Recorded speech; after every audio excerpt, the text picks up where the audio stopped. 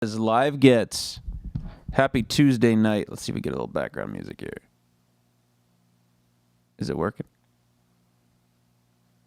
Nope. Huh. What is up with the music? There we go. Bada beep, bada boop, bada boop. Guys, we're live. Welcome. Whoa. Sounds like I've got a... Whoa. What's going on here? Check 1 2. Check 1 2. Yeah? Got sound coming through. Check 1 2. Got sound coming through. Check 1 2. Got sound coming through.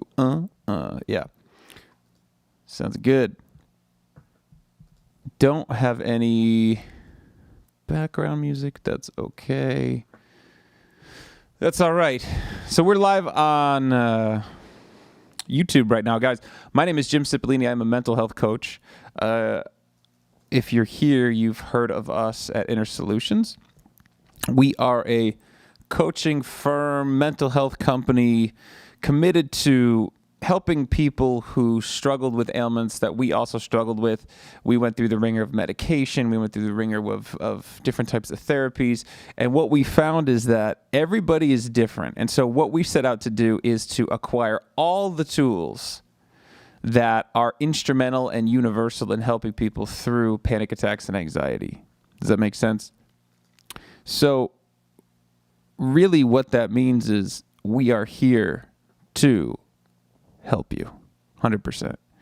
And right now, if you're watching this video, we want to encourage you to share. So that can come through asking questions in the chat. You know, the main purpose of this live stream is to answer questions, is to point you in the right direction, an extension of the free coaching call that hopefully we've had with all of you that are here. And if we haven't yet, check that description. I'll put it in the description on YouTube, what the link is so that you can schedule a free coaching call with one of our coaches. Live anxiety Q&A. Live anxiety and mental health. Because we are not just limited to panic attacks and anxiety. Q&A. Today is 2/2/21. Lots of twos and lots of ones. It's my birthday month, no big deal. Do you need to get me anything for my birthday? It'd be nice. It'd be a whole lot cooler if you did, man. Just kidding. So we are not just live on YouTube. Just updating that. There we go. Bada beep, bada boop. That's a very Italian thing to say. Bada beep, bada boop. Bada beep, bada boop, bada boop. And if you have questions, feel free to just post them in the comments. Comments are turned off. No, we definitely don't want comments turned off. Huh. Interesting. Yeah, we definitely want those comments turned on. Let me see if I can get my tech guy to help with that real quick. Can you check YouTube and turn comments to the live video on? Thanks. All right, and we are just about to go live on and let's do this the right way. We're going to do this the old school way like we used to. Okay. So like this. Live. Oh, right. We should probably add a title to the video. You know, it's a readjustment. It's a readjustment to do this. It's just a little bit of a readjustment. Live anxiety and mental health Q and A. And then what we want is the link to schedule the free call. Boom. And so now, wait, let's do this right.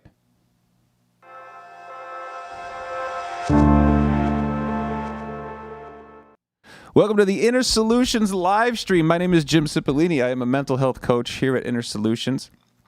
And we are a company dedicated to helping those of you struggling with anxiety, panic attacks, any mental health ailment in which you find yourself feeling stuck, in which you find yourself feeling like you have a loss of your personal freedom, or if you find yourself just not feeling like yourself. And that's the most common thing we hear from people. People struggling with panic attacks and high anxiety, they just want to feel normal. They just want to feel like themselves again. And we talked about it on the podcast, on the live stream before, just about, part of the anxiety and part of the releasing the resistance, which is the key to working through panic attacks and anxiety, is just allowing yourself to release and grieve what your life was or what you're going through. And really part of that acceptance can be a grieving process. So allow yourself to grieve. Allow yourself to process through that emotion. And what does that look like? Processing emotion is, it can be extremely difficult. There's a lot of different ways to do it. But the idea is you allow emotion to flow. You honor how you feel where you're at. And that is really, really a tall tale for some of us, to honor where we are, where we're at. Because a lot of times we self-judge, we have critical parts. We have parts of us that just feel so ashamed of anything besides being strong, being balanced, being the reliable one, being the rock for the family. But this live stream is a collaborative effort, meaning, please guys, what's up, Don? How are you? Please put your questions, thoughts, comments, everything anything in the nice. What's up, Anna? How are you? Oh, perfect. So we got chat live in the live stream. Perfect. So guys, if you have questions, and then also just we want to hear stories. How are you doing? How's your heart today? Anisha, it's your birthday month as well. What's up, February babies? Shortest month of the year. Heck yeah. And also, what worked for you? If you're somebody who's going through the stages of anxiety, and it really is a stage, like a stage process, meaning at first, maybe you're just trying to identify, I'm having a panic attack, I'm not going to die. And that actually is a huge, huge step. But if you're somebody who's struggling with anxiety, there can be multiple steps. It could take a little bit of grieving, a little bit of identifying different anxieties, a little bit of identifying what type of anxiety you have.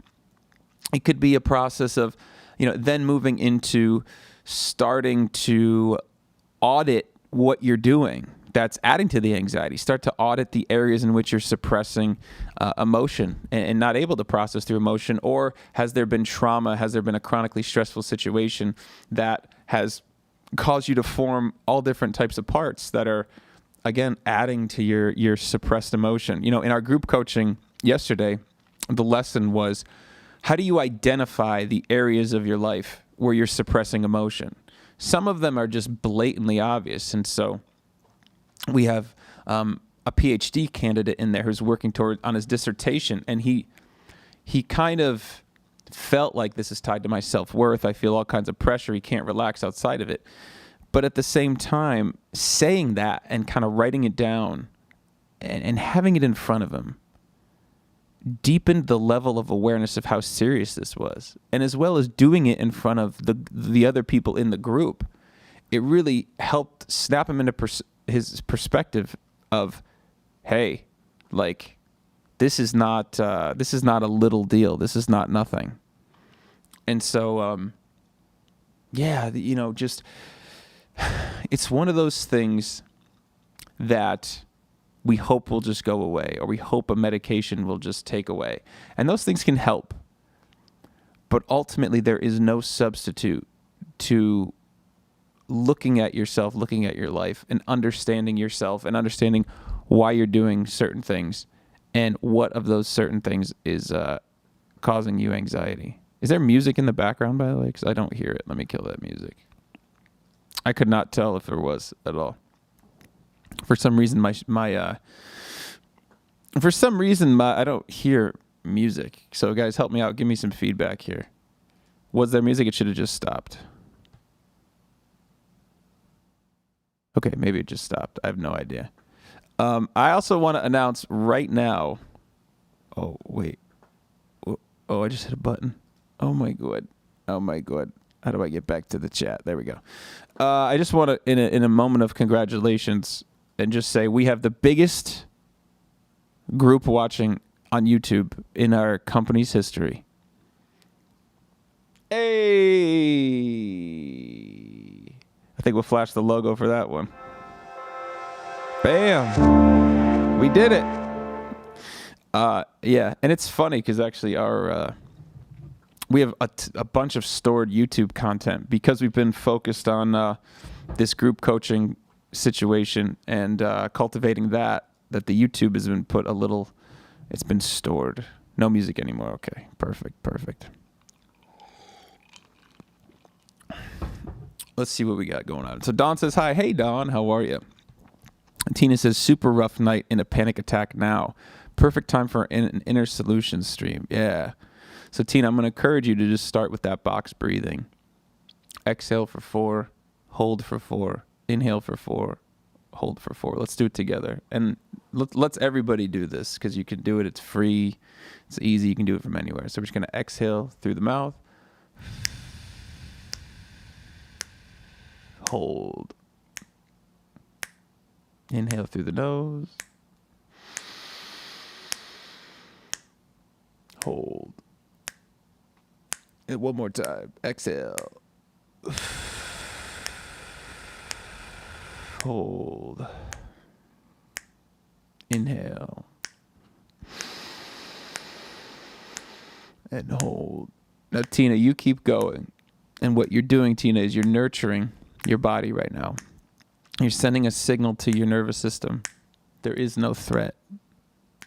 And focusing on this count, you're nurturing your body with wonderful oxygen and exhaling beautiful carbon dioxide, and you're evening those levels out so that you send that signal that, hey, everything's okay. I know we perceive a threat, and maybe something is trying to flow through you, Tina, and that it's just too much right now, or a part of you thinks it's too much. But what you can really do is just remember you're going to be okay. I know it's uncomfortable. Anything besides the physical sensations that you feel right now, Tina, are just physical sensations. There's no story that needs to be attached to them.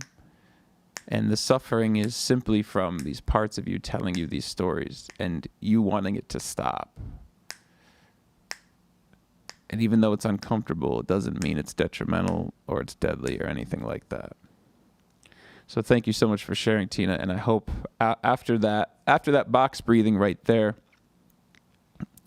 I would encourage you to try to go to that mindful place. I know it's heavy when there can potentially be stories being told and everything. And if it gets really bad, refer back to the Panic Response Plan book and choose one of the several different techniques that we give there as far as welcoming the panic in, challenging the panic, noticing its ceiling,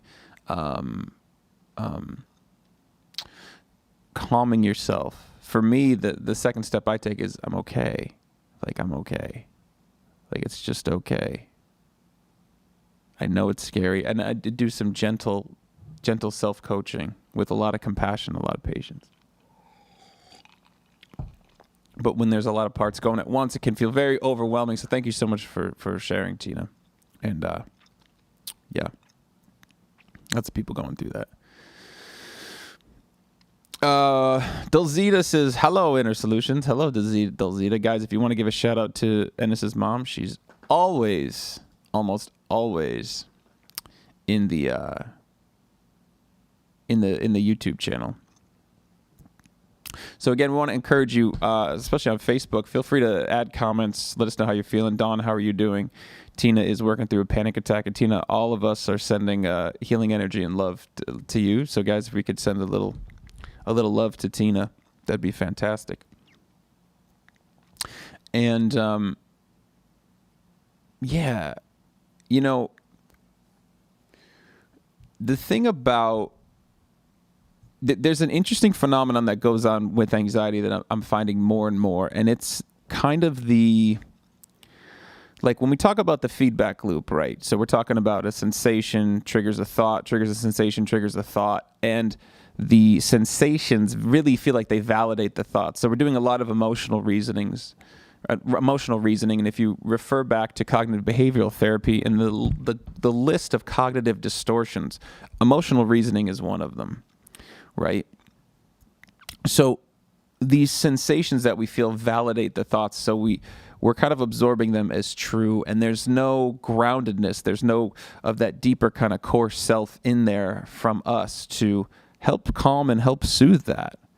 And one of the things that I find, and learning more about general anxiety meaning just it's a lateral raise in anxiety. It's not necessarily, it really will manifest into like probably 2 or 3 real heavy parts or places. So for example, the anxiety of being out, the anxiety of driving, the anxiety of, like what are some of the other common ones? The anxiety of going asleep, the anxiety of being alone. Those feel very, very strong.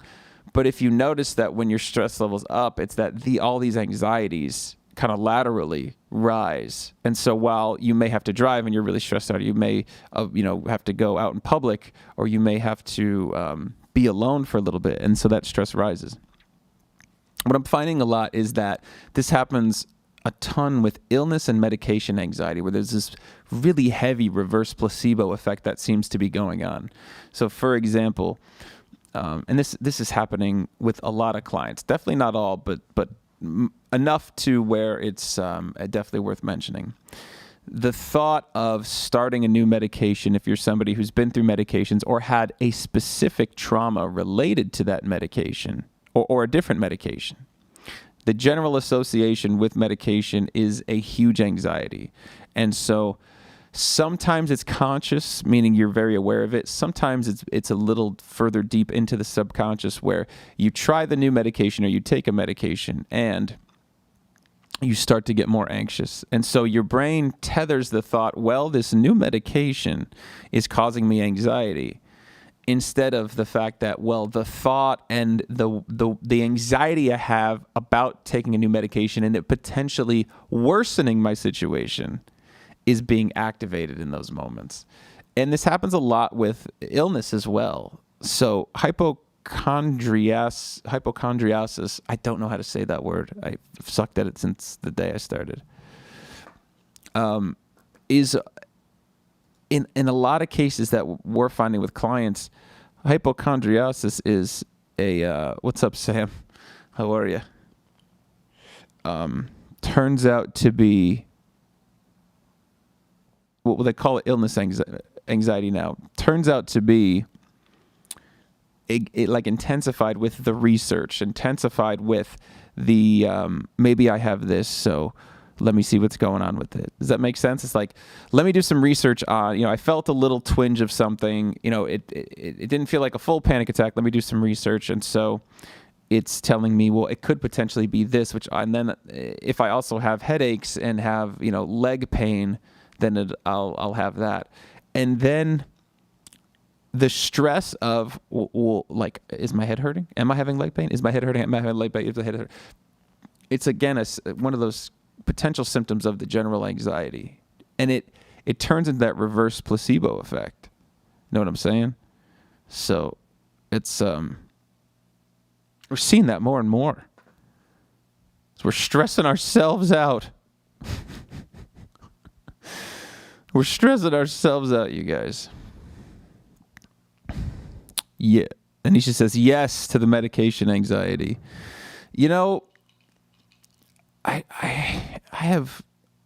trying to think.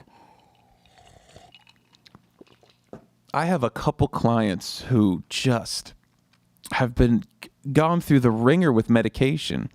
And one of the reasons I stopped doing medication back when I was struggling about 6 or 7 years ago, because I had really adverse effects, like just, really adverse effects that it caused. It was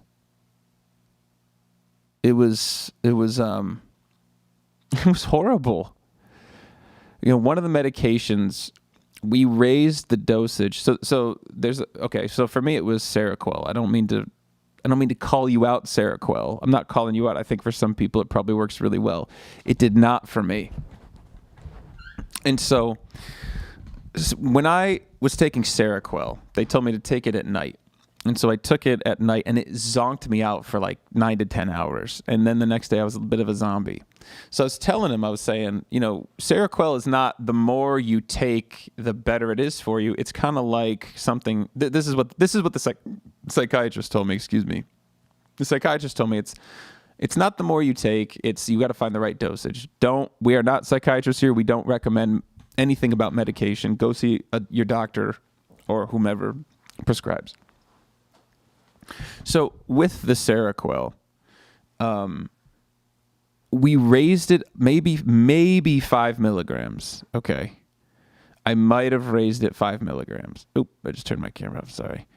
And what I found was that 5 milligram raise made me feel like I was crawling out of my skin.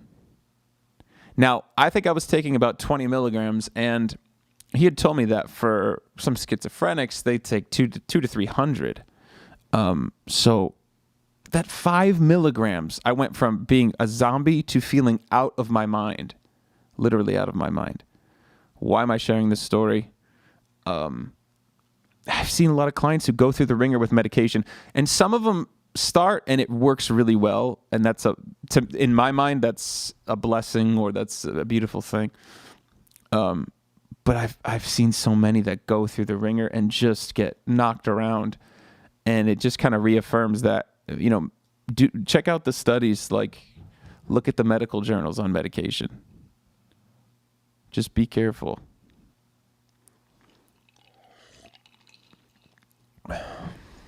Just be careful. There is no substitute for diving in and sorting stuff out. Is the camera really dark, guys? Let me know. I reset my whole living situation to have a few different places to stream from, so I'm still making twinges, so feedback is greatly appreciated. All right, let's get to Ashley. Ashley says, walking outside helps a lot. Absolutely. Hope you all didn't get a lot of snow. We were lucky it just missed us. Snowed here in Nashville yesterday. It was beautiful. Sam says, what's up, Sippo? Hey, guys, if you don't know, Sippo is a nickname of mine. Last name Cipollini. Sippo, you know what I'm saying? Ashley says, ran out of time last chat. Was wondering if men and women seem to have the same anxiety symptoms, or do they seem very different? I haven't done the research to know the difference. What can I tell you about the symptoms? As far as panic attacks, what I've found with clients, they're identical, very, very identical. As far as like physical symptoms, let me think for a second. Yeah, I found them to be very similar as far as differentiating between men and women. I haven't found much of a difference between them. Beyond that, I don't see much of a difference. I don't see much of a difference between the men and the women and the symptoms. I think one of the things that, and this is such like a men are from Mars, women are from Venus thing. I think one of the things that I can differentiate is that it feels like when we do parts work with men, and obviously this is, there's a lot of exceptions, but what I find, the majority of men trying to do parts work tend to be more resistant and less open to it. So it takes a little bit longer to deal with their resistant parts or their judgmental parts. Whereas with women, it tends to flow much easier, almost as if women are a bit more attuned to the fact that, there's different thought patterns and kind of different sub-personalities in there. So that would be a bit of a differentiation between men and women. And also, I hope you guys are staying warm because it's cold. Honestly, beyond that, I don't see a lot of the people that reach out to us. Yeah, they're mostly, men and women are mostly struggling with a lot of the same stuff. Tina says, thanks, I just yawned. That's a good sign. That is a great sign. Actually, we have a video on our YouTube page talking about how a yawn can stop a panic attack. And so that is a really great sign. Switching you from your sympathetic to parasympathetic nervous system. Some of the, it gets so hard to see a way out when it's happening. It just feels like the world is ending. And it's hard to kind of hold the line. And it's easy to, do something that wants relief. Many addictions stem from some kind of an anxiety. There's a lot of correlation between feeling disconnected as a person and addiction. And look, we all have addictions, whether it's food or our phones or, the news, people pleasing. We all have a lot of addictions. But there's a lot of correlation between addiction and feeling connected as a human being. And as you start to kind of peel the layers back of why, what these distractions are for, it comes down to, feeling disconnected. A lot of times there's an anxiety beyond just the being triggered of being rejected or alone. There's an anxiety of facing that, of expressing that, of talking about it, and then there's usually an anxiety of like, well, this is never going to change, and then that can turn into a hopelessness and into a depression. But there's a lot of anxiety that anchors these hard things down. Big time. Big time.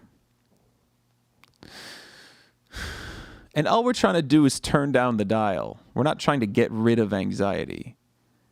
A lot of times we have ads that say, I want to overcome anxiety. But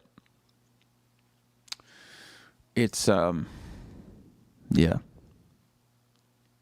we do want to kind of overcome it. And what we're really trying to overcome is we're trying to overcome the overcoming of anxiety. We're trying to hold tight to the overwhelm of anxiety to stay grounded, to stay present, and know that things are okay.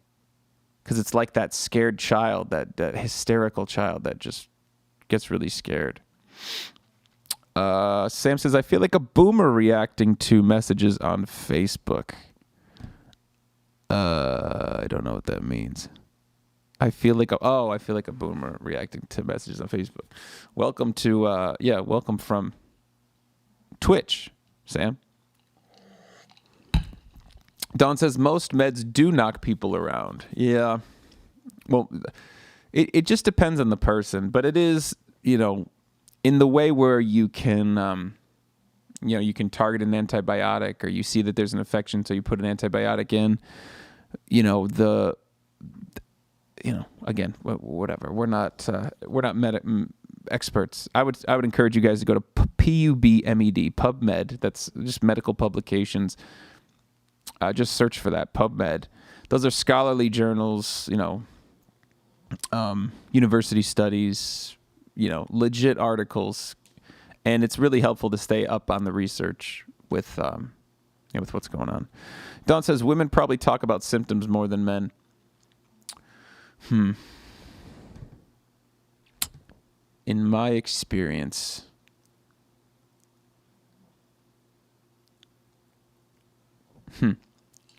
women talk more about their symptoms. I'm not sure. The thing is, like, when I'm talking with clients and we share it, they're open. They're sharing about their experience. I think I find that men feel the most relief in, like, especially in the first few sessions where they're like, I'm going through this and I'm going through, and just to say it feels good, because I feel like it's like, it might be harder for some men to admit it, but I have no idea. Yeah, I don't know. I love them all. What's up, Felicia? Yes, you are so telling the truth about the medication. So again, the last research I checked, and you'll have to check this on yourself, but the last research I checked is most medications are meant for, up to about a 6-month period. That obviously varies, probably somewhat drastically with people. But that was kind of the sweet spot that the research showed. And so what that means is it can give you a bit of a bridge into giving you space, mental space from that overwhelming anxiety to go in and study the deeper stuff. And guys, anybody that, Kareem, you're the man. Anybody that is interested in getting a free coaching session. Oh, there is a big point I wanted to make today. Ennis and I were talking, and there is a big point I want to make, but let me finish this. So anybody who wants to schedule that free coaching session, it should be in both descriptions on YouTube and this Facebook video. So you'll see like the live anxiety Q&A, bibbidi bobbidi boo. Under that, in this video description should be schedule a free call, and there should be a link there. That's a totally free, no strings attached coaching call. Get on the phone with us. Everything we talk about is confidential, non-judgmental. And there's no obligation whatsoever. You're not signing up for anything. So I would highly encourage that because, and this is the point I want to make. This is what I was talking about at the beginning of the stream a little bit. Everybody is a little bit different. Or you could think everybody's a lot different, but everybody's really different in the process and phases of working through, whether it's panic attack, anxiety, or a combination of anxiety, depression, whatever kind of subcategories are in there. If there's an OCD, if there's a hoarding, if there's a whatever, all kind of related. The key is finding the right tool for the right job, for the right person, for the right phase. And so these tools, when you come to our group coaching, which it needs a new name because it's less of a group coaching, it's more like kind of an anxiety tool masterclass. We're teaching tools, and then we're taking questions to implement those tools. And it's a bit of a lesson. Then there's a lot of applicable stuff. So it's you tangibly take things away from these sessions. And I'm not trying to sell it. I'm trying to explain the kind of the proper way. So we're gathering information, we're taking the information, then we're applying it to gain awareness about our situation, what's going on. Then with that awareness, it's almost obviously intuitive what to do next. And then we're just building skills and practicing, so it's repetition. Everybody's a little different. And the reason why maybe some of you have been struggling for a long time could be a few different things. Number one, that it just takes time. It takes time to unlearn things that you've learned. It takes time to shift ways that you're thinking. It takes time to gather information about yourself, and it takes time to process things. Most of us who struggled with anxiety, maybe there's one big event that's happened to us, but then there's a lot of long-term events that have happened to us. And so you're trying to raise awareness about what you need to unlearn from these long-term events, whether it's a feeling of low self-worth from a parent, whether it's being around people who just didn't nurture you, whether it's beliefs you had about yourself, whether it's shame, embarrassment, whether it's feeling like you're never good enough, whether it's chronic stress, and just feel it, and these things will be tied to and wired in us in really strange ways. I feel like I need to be. It was one thing we recognized in somebody last night in the group coaching was he was anxious, very, very anxious, but he used that anxiety as motivation. So there was another fear of, if I don't have this anxiety, I won't be motivated. And if I'm not motivated, I'll fail. And all these beautiful twists and turns. It's all about raising the awareness. It's all about knowing yourself. Oof.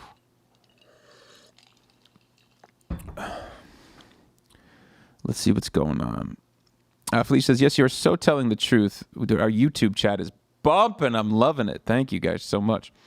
Yes, you are so telling the truth about the medication. Anisha says, thanks to you, Jim, I did gene site testing and found the right fit for me. I did not have to go through trial and error and have more anxiety.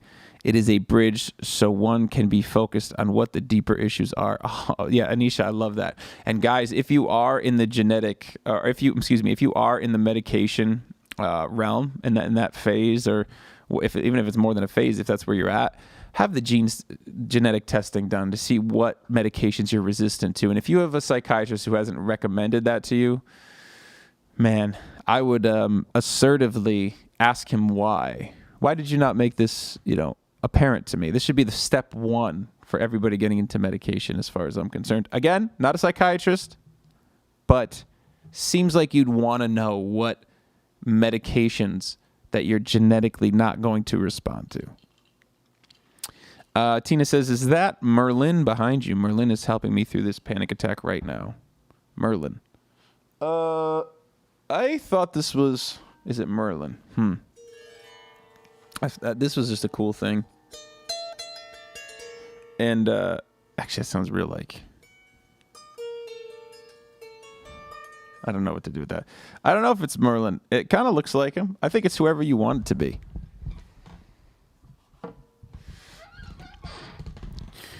One thing that... and guys, again, want to encourage you. Feel free to share stories. Please let us know how you're doing. Throw the questions in the chat. This is our kind of our way to try to support you guys, and it's really a beautiful collaboration. Don't be shy to share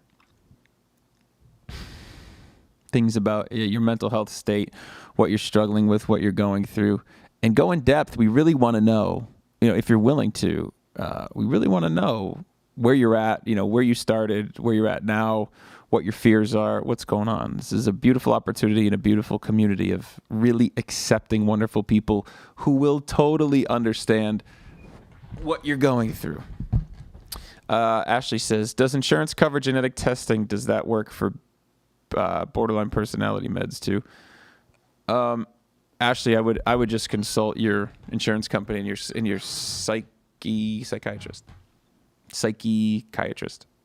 Now, I consult your psychiatrist and consult your insurance company. And maybe if you're shut down, guys, you got to remember that your psychiatrist, your doctor, your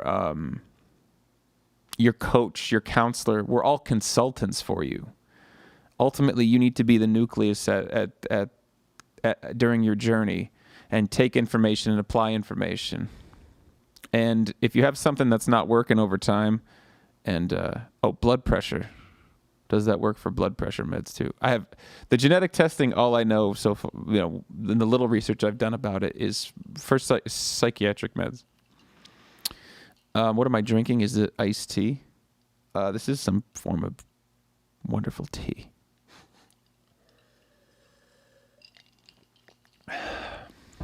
It's refreshing. How's Ennis? Is he coming back? Ennis is Ennis is awesome. We are doing a large. We're expanding. We're expanding our company. Thanks to you guys, things have been going really well for us as far as we're trying to upscale how many people we can help, and that's a big part of our group coaching. We love doing the one-on-one, and we've been lucky enough to do that. For a living full time. So in thinking about how to scale up and also how to offer just this stuff on a broader scale. The YouTube page is great as far as getting content out there. We have other plans to start some other really cool kind of guerrilla stuff. We have a lot of plans. So Ennis is he's focusing on getting that stuff in order, getting kind of the ad campaigns, and he's doing a lot more behind the scenes work. He is still doing a lot of one-on-one coaching. That's his bread and butter right now. But he's as far as like teaching the group coaching and on the live stream, he's shifted his focus into getting the campaign ready and helping with the group coaching curriculum and stuff like that. He's a busy little boy. He's not that little. But I got to see him. With COVID, it was weird because we had to be careful, but we were still getting together. And and then I had it in June. But he's doing really well. He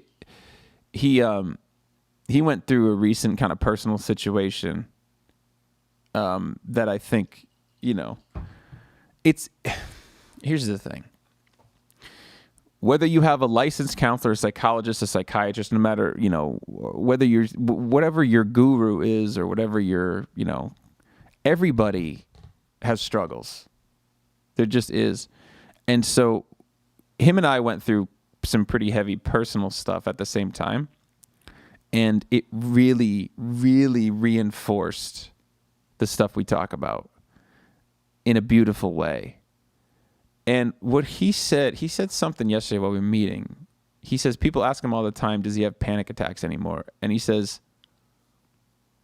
well, he gets physical sensations, but the difference is it's just the physical sensation. So when we talk about cognitive behavioral therapy and thought replacement, because the thoughts you have during the feedback loop, they're validated from scary emotion. When we talk about that, we're talking about a guy who in Ennis that has dealt with it for so long that now there is no feedback loop. That when a sensation happens, he's just so familiar with it now too, that and it's been so much time that there's a sensation. And that's it. It doesn't turn into anything else. Just feel a physical sensation. So when we go back to the cognitive behavioral therapy, the thought replacement, it's I'm dying, I'm losing control, I'm going like this. No. The ultimate replacement thought, because all those thoughts are distorted. We're not future predictors. It's fear. It's your mind has a part of it that's wired to point out things that are malfunctioning in the body. When you have heart palpitations, it's going to naturally point that out and say something's going wrong. We're dying. Oh my gosh. That you can stay grounded enough to say there's a physical sensation in the body, and that's as far as it goes. And that's, do I have a panic attack anymore? Does he have a panic attack anymore? Can you call that a panic attack if you feel like your heart palpitate for a second? You're saying, okay. I don't think so. But what do you guys think? Ashley says, finding other activities to do with my kids since it's winter. We are used to just being on the go, limiting being out due to COVID, still high in our area. My girls went ice skating for the first time. It was great. Keeping some kind of normalcy helps. I know it's hard on our kids right now.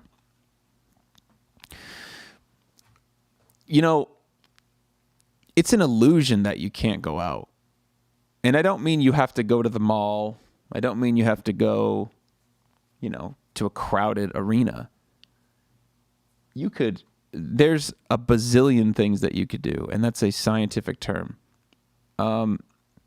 There's tons of stuff you can do. And there's tons of stuff you can do outside, even though it's cold. There's tons of stuff you can do with other people as long as you can stay separate and respect, keep yourself safe. And the key is just to align yourself with your values with any situation you're in. So if your grounded value in COVID is, I should social distance, I don't want to spread it, then align yourself with that. But within that framework, there's so many things you could do. You and your kids can grab, some garbage bags and pick up garbage in the neighborhood. And I promise you that by the end of it, if people see you, they'll first of all be thanking you, and you'll feel grateful. It'll activate the neurochemistry of somebody who's giving is like anti-anxiety neurochemistry. So giving is automatically, really doing something nice for somebody else or the community is a beautiful way of shifting your neurochemistry, almost like right off the bat. And we're wired like that.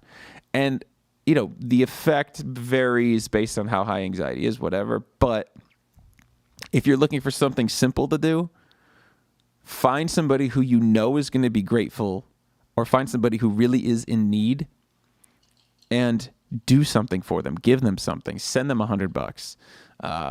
Mow their lawn, shovel their driveway, and then go to them and get the thank you. You know, and I'm not saying you do it for the thank you, do it for but part of you does.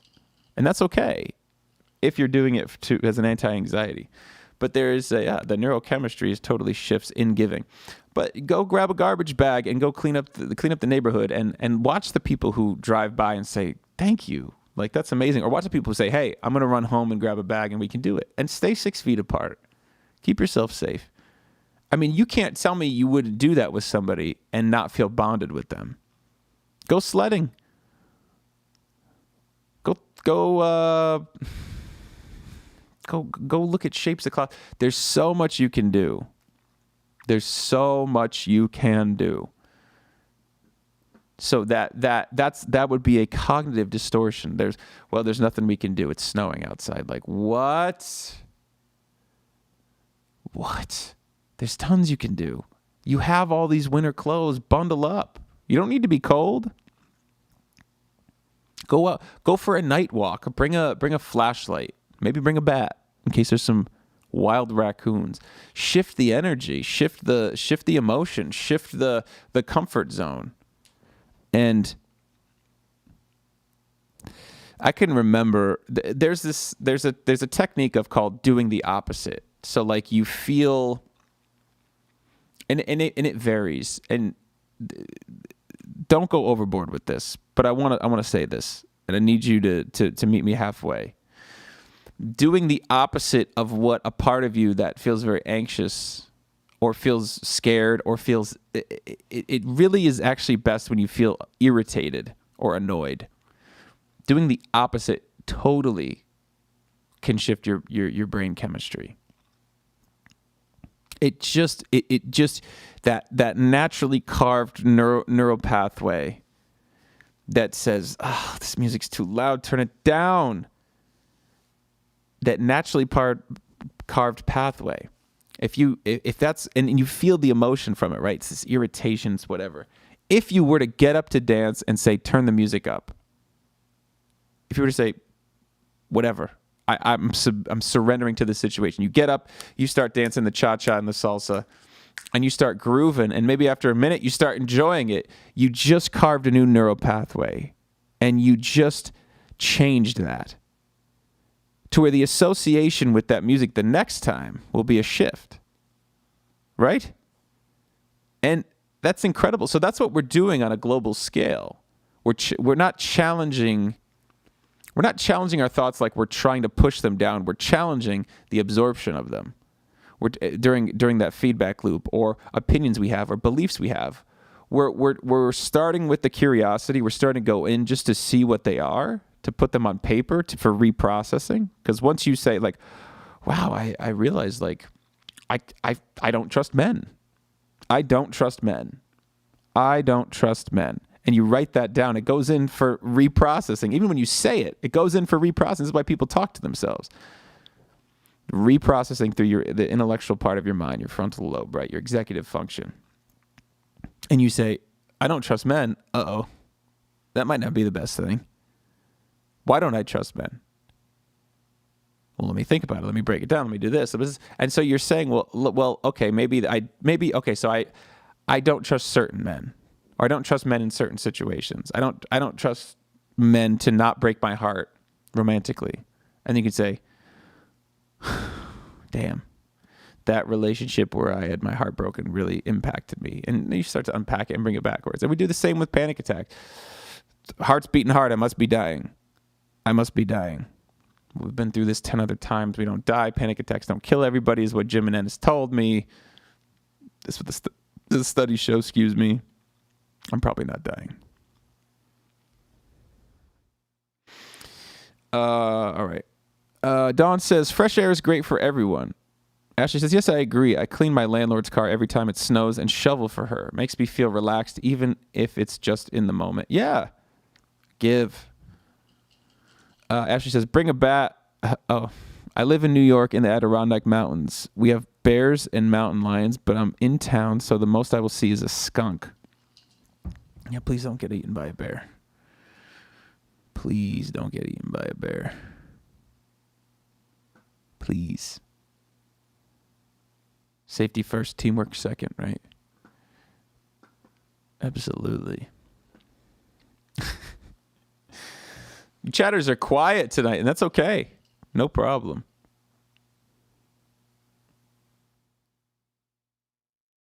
Is it, let me ask for some feedback. Those of you who have done, like, signed up for the free coaching session, and those of you who have not, is it scary to do that? Like, is it hard to kind of go on a free call and share this deeper stuff? You know,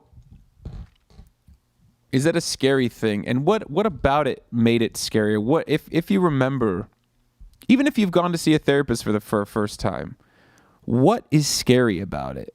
What's scary about talking to a coach? What's some of the anxieties you guys have of sharing this information? Like sharing what's going on with you?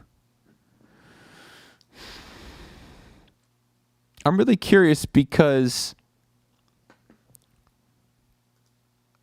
it's so key to get some personalized feedback.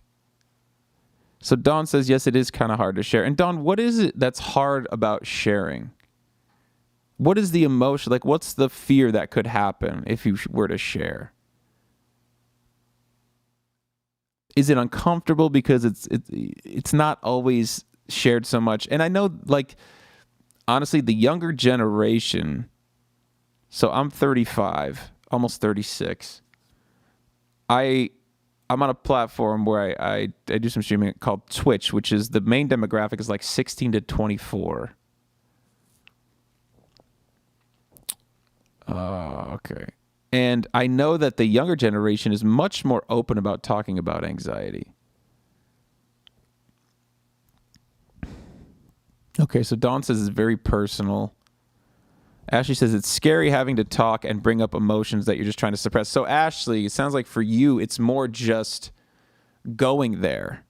Like going into a phone call where it's like, I try to shove this down. I'm trying to maintain by shoving this down.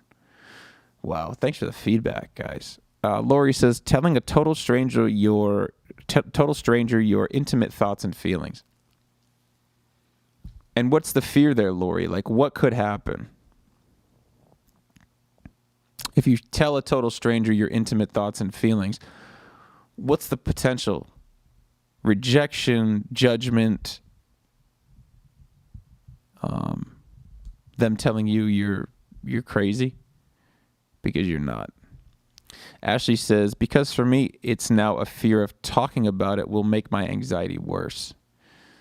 Oftentimes can, Ashley, if you do it the right way, if you deal with the parts work the right way and you kind of remove the judgment of it, or not even remove, but you help it to move to the side and you work with it instead of just say, I can't be judgmental, I have to go straight to it. If you work with these kind of protective parts and kind of, in a way, get their permission to go there, then you don't have that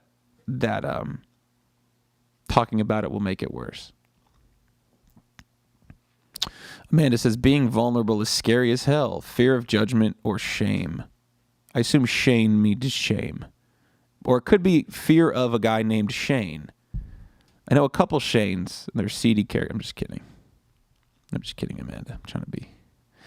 Lori says, right on. Dawn says, actually, nothing can happen.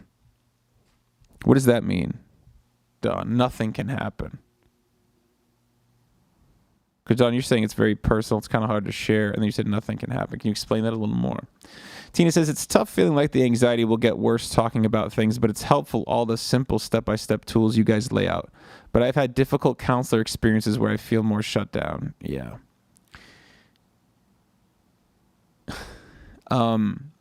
Yeah, just to talk on Tina's point, and guys, thank you so much for the feedback. It's super helpful. Just talking more people. I've had sessions where we have to end at an inopportune time, or I've had sessions where the anxiety was so overwhelming it was almost impossible to properly work with the system, to properly work, and then there's a little bit of an inverse reaction. But the overwhelming majority is just honoring how you feel. Noticing the feeling and noticing any feelings about the feeling. Before you get to the feeling, you notice you have to deal with the feelings about the feeling. You know what I'm saying? So there's anxiety. But if you've got a part of you that just is like, we don't do, you have to deal with that. You have to deal with that part that says, no, we can't go there. Because if you just whoop, then that part says, we went there. It does this. It does the old, scared Aunt Bertha. No, we went there. And it freaks out. And then you have adverse reactions. Amanda says invalidation, maybe. That's interesting. Talk about invalidation, Amanda, if you're willing to type a little more. What is invalidation? Invalidation is in no, you're wrong or no, you're off. Don says a panic attack is worse. Nothing physically can happen. I got you. Amanda says shame. Yeah, not a guy named Shane. Sure, shame, of course. I say it all the time. But there's a beautiful quote by Freud who says, hey, before you diagnose yourself mentally ill, and I'm paraphrasing here, before you diagnose yourself as mentally ill, make sure you're not surrounded by a-holes. Meaning if you are being invalidated, if you are being shamed, and look, in certain family systems that happens, and it leaves a mark. It leaves a path that needs to be reworked to feel really balanced. Because you're calibrated with thinking, normalizing rejection, invalidation, shame, shaming, gaslighting, judgment, whatever. And so once that's normalized, you've calibrated too far this way. And so we try to recalibrate, hey, doesn't this feel good? What? Talking about my feelings, being around people who nourish and nurture me, balancing my budget, learning about myself, giving myself the time, space, and energy that I need, investing in myself as far as whatever that might be. Ashley says, hard to admit you need help when you've always been the one helping others. Man, I don't know anybody who even the toughest Navy SEAL, even even fighters and bodybuilders and the even soldiers rely on help. Everybody needs support. Everybody. I mean, soldiers literally call in air support, ground support, troop support, all kinds of support. We all need support, but I hear you, Ashley. Colette, what's up, Colette? My anxiety causes major issues with my stomach. Didn't realize that anxiety attacks and gut were so closely related. Yeah, what I find a lot with in situations, which is interesting, is the symptoms can manifest where there have been physical traumas a lot. So if you've had a really you've had a bad shoulder injury, that can be where your anxiety can manifest. And I don't know if that's hypertension. I don't know the scientific explanation about it, but I see that all the time. If you've had a lower back injury, that's where it'll lay. It'll, in the knees, in the ankles, a lot of joints, elbows, knees, neck, a lot of spine, particularly if there's been a previous issue there. You know what I just realized? I ate nothing today. I don't know why I just thought about that. It's wild. Oh, because we're talking about the gut. So Colette, yeah, I mean, for you, it might be needing some extra probiotics and balancing that out, but then you're dealing with the symptoms instead of the source, which is dealing with the anxiety. And dealing with the source of the anxiety is dealing with the unprocessed emotion, whether it's from a particular trauma, being in a bad situation, stressful situation, not bad, but stressful, or just situations that have caused some irrational beliefs and caused you to calibrate, like we were talking about. Colette, if I were you, and if I were any of you who haven't done it so far, I can't possibly encourage you enough to schedule that free first coaching session. It's free. It helps so much. If anything, being listened to and validated and understood will help. We are here to help.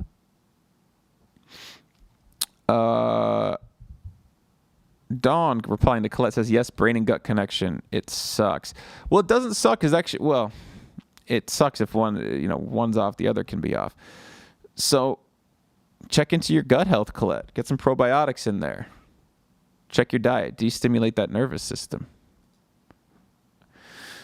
Amanda shares, working on some stuff on forgetting with my mom, like on my own. But if I had to share with her what I really think and feel, the fear is invalidation, because my experience has been that my feelings have been dismissed. Absolutely painful, especially when it's somebody who you just want to be seen by. And that is a human desire / need to be seen and validated by people. So when it comes to seeking outside help, there's a fear of judgment, shame, invalidation based on past experiences, and not just with my mom, but others too. Amanda, number one, beautifully, beautifully put. I think that's an incredibly common problem, and I love the way you put it. And it makes sense. I mean, guys, if you're with a therapist who's invalidating you, or a coach, you gotta, yeah. It doesn't even make sense to invalidate. It's like you try to help someone, and you do this with your friends. Don't dismiss how they feel. Try to understand why they feel that way. And once you understand, tell them, I could totally see how you'd feel that way. I could totally understand why you'd feel that way. It makes sense. My favorite therapist I ever had, who was amazing, would always say, that makes sense. That was her key phrase, that makes sense. And what she's saying is, that makes sense, you'd feel that way. She's not saying, hey, that's the best way to feel, or that's the best decision, or whatever. She's saying, that makes sense that you'd feel that way based on what I hear and all that. And it was like, okay, now what do I do? Colette says, okay, great, I'll look into it. Forgiving. What was, because of the experiences, validation, but not with my mom, but others too. What forgiving? Oh, forgiving with my mom. I got you. No, you're doing great. Let me double check YouTube. And it says, I have sometimes the fear that the therapist doesn't take me serious, or that it turns out that I'm just overreacting and it's not that bad. It's not that bad as I think. Anna, number one, thank you so much for sharing. I have the fear that the therapist doesn't take me serious, or that I'm just overreacting.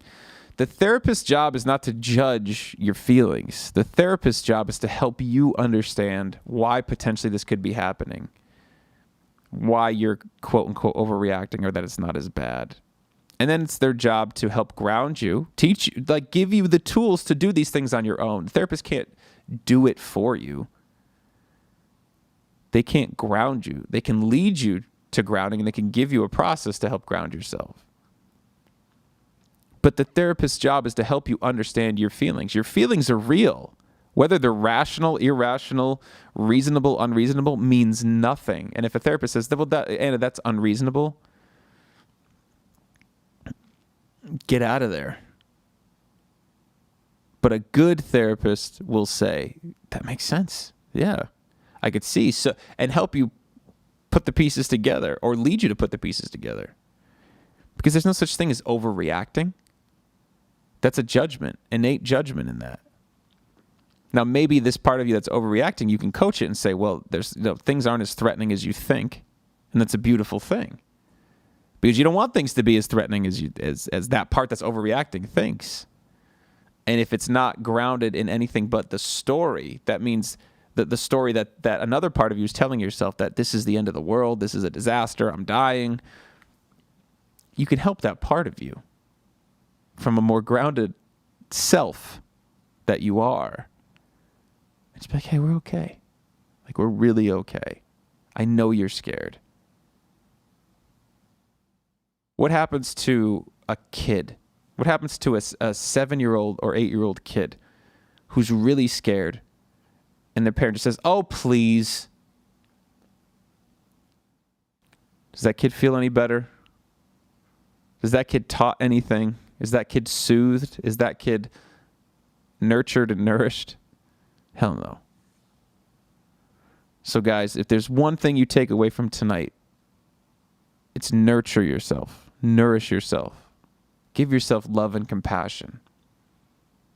I know we want to set boundaries when there's frustrating feelings, but think, would you do this to your child? Would you do this to someone that you really loved? And even if you need to fake it at first because it feels so unnatural, so weird, talk to yourself. Integrate.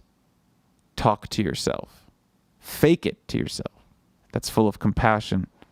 That's full of self-love. Because you deserve validation. To be seen. To be valued. To be nourished. To be nurtured.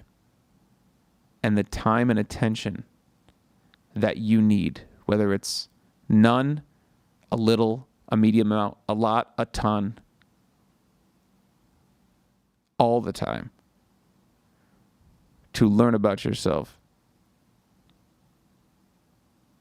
and nurture yourself, to align yourself, to ground yourself, and to love yourself. You deserve it.